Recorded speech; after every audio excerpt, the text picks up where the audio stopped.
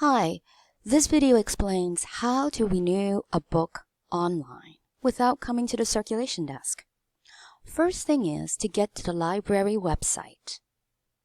Once you're on the library website, look for the OneSearch section. There is a More Information link on the bottom. Click on it.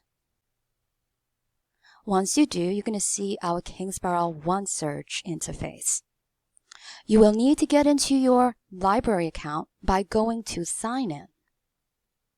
Once you do, make sure you have your college ID card handy and put in your activated barcode.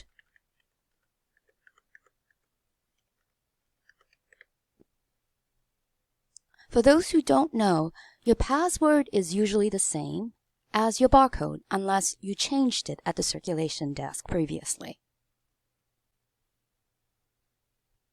Once you're in your account, you're going to see your name on the upper right. Click on your name, and then you're going to see My Account right under it. Here is a dashboard that shows you everything from the library on your record. You can either click immediately on the loans or look for the Loans tab.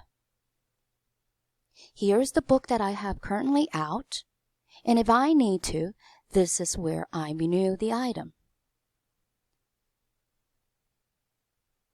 Once you do, make sure you log out.